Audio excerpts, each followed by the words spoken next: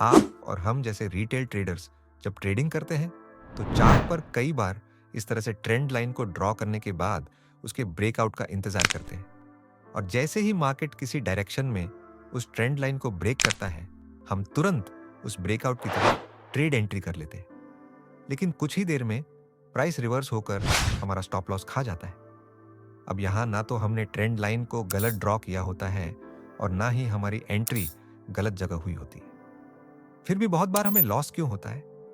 इसे समझने के लिए हमें ये जानना होगा कि किसी ट्रेंड लाइन के बनने के पीछे क्या साइकोलॉजी होती है।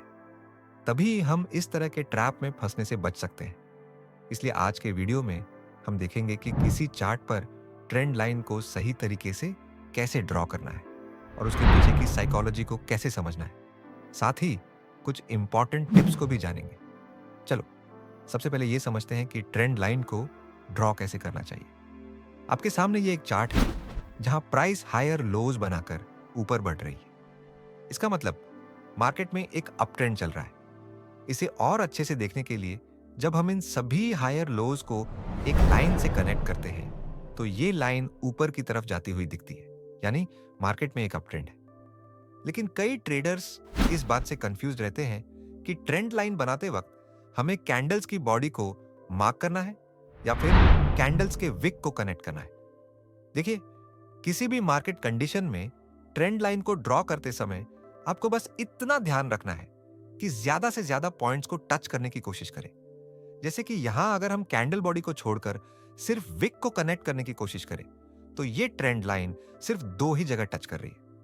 लेकिन अगर हम कैंडल बॉडी से ट्रेंड लाइन बनाएंगे तो ये 3 पॉइंट्स को कनेक्ट करेगी। तो क्या हमें हमेशा विक को छोड़कर बॉडी से ही ट्रेंड लाइन बनानी चाहिए? इसका आंसर है नहीं, क्योंकि अगर आप हायर टाइम फ्रेम में चार्ट को एनालाइज करने के बाद लोअर टाइम फ्रेम में ट्रेड एंट्री कर रहे हैं तो उस समय आपको हायर टाइम फ्रेम में कैंडल को भी कंसिडर करना पड़ता है, क्योंकि चार्ट्स पर हायर टाइम फ्रेम में लोअर टाइम फ्रेम के मुकाबले ज्यादा बड़ी कैंडल विक्स बनती है। जैसे कि यहाँ इस 15 मिनट के समय सीमा वाले चार्ट पर कैंडल की सिर्फ बॉडी को कनेक्ट करते हुए हमने इस तरह से एक ट्रेंड लाइन बनाई है जिसमें कैंडल्स की विक को हमने छोड़ दिया है।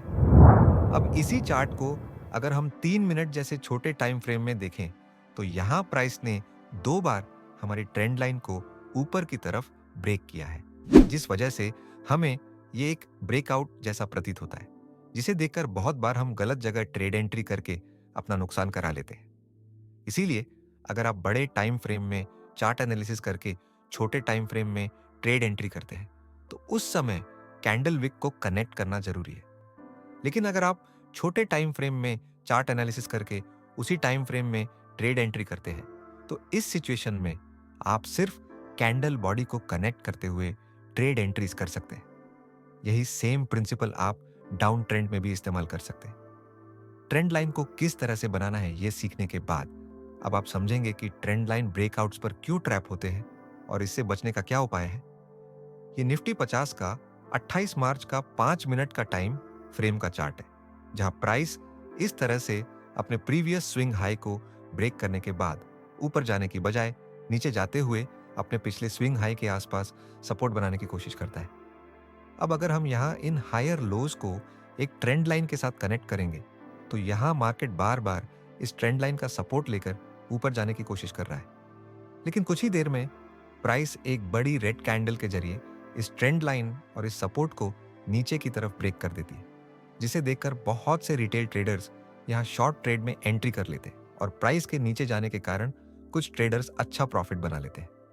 लेकिन जो ट्रेडर यहाँ मार्केट सपोर्ट लेकर ऊपर निकलने की उम्मीद में लॉन्ग पोजीशन बनाने का इंतजार कर रहे होते हैं, उन्हें यहाँ ट्रेड एंट्री करने का मौका ही नहीं मिलता। लेकिन नीचे गिरने के बाद जैसे ही प्राइस यहाँ से ऊपर बढ़ने की कोशिश करता है तो कुछ लोग इस जगह फिर से एक ट्रेंड लाइन ड्रॉ कर लेते हैं। साथ ही यहाँ 25,300 का एक राउंड नंबर लेवल सपोर्ट के रूप में चार्ट पर दिखता है। लेकिन एक बड़ी बेरिश कैंडल के साथ प्राइस फिर से नीचे आते हुए इस ट्रेंड लाइन को ब्रेक कर देती है। अब जो ट्रेडर पहले ब्रेकआउट पर शॉर्ट ट्रेड में एंट्री नहीं कर पाए थे, वो सभी जैसे ही मार्केट इस महत्वपूर्ण लेवल को नीचे ब्रेक करता है, तुरंत शॉर्ट ट्रेड में एंट्री करने का मन बना लेते हैं और इस कैंडल के हाई पर अपना स्टॉप लॉस लगाकर शॉर्ट ट्रेड में एंट्री करते हैं। मगर अगर आप इस चार्ट को प्राइस एक्शन के साथ साथ स्मार्ट मनी कॉन्सेप्ट का इस्तेमाल करते हुए पढ़ेंगे तो आप देखेंगे कि मार्केट में हायर लेवल्स पर नीचे के मुकाबले ज्यादा लिक्विडिटी मौजूद है। यहाँ 1, 2 और 3 जगह शॉर्ट सेलर्स के स्टॉप लॉस अभी भी मौजूद है, जिससे इस एरिया में बड़ी मात्रा में लिक्विडिटी जमा है। अब क्योंकि मार्केट यहाँ और यहाँ पहले ही 2 बार बेयर्स के स्टॉप लॉस हिट कर चुका है, इसलिए नीचे की तरफ बायर्स के स्टॉप लॉस पूरी तरह से खत्म हो चुके हैं और किसी भी कंडीशन में मार्केट को एक जगह से दूसरी जगह जाने के लिए लिक्विडिटी की जरूरत होती है। जिस भी दिशा में ज्यादा लिक्विडिटी होती है, मार्केट उसी दिशा में तेजी से मूव करता है। लेकिन इस लिक्विडिटी को ग्रैब करने से पहले चार्ट पर आपको इंड्यूसमेंट यानी फेक ब्रेकआउट्स बनते हुए दिखेंगे। जैसे कि यहाँ प्राइस पहली बार अपने प्रीवियस हाई को एक स्ट्रॉन्ग ग्रीन बुलिश कैंडल के साथ ब्रेक करते हुए एक इंड्यूसमेंट क्रिएट करता है, जिससे और ज्यादा बायर्स को लॉन्ग पोजीशंस में एंट्री के लिए उकसाता है। इसका मतलब है कि यहाँ मार्केट उनकी साइकोलॉजी के साथ खेल रहा होता है और दूसरी बार फिर से प्राइस चार्ट पर एक सपोर्ट बनता हुआ दिखाता है ताकि बायर्स को बुला सके और फिर उनके स्टॉप लॉसेस को खा जाता है। अब क्योंकि यहाँ बायर्स को ट्रैप करने के लिए मार्केट में कोई जगह नहीं बची है, इसलिए मार्केट शॉर्ट सेलर्स को बाहर निकालने के लिए फिर से उसी इंड्यूसमेंट का इस्तेमाल करते हुए यहाँ एक स्ट्रॉन्ग रेड कैंडल से ब्रेकआउट क्रिएट करता है।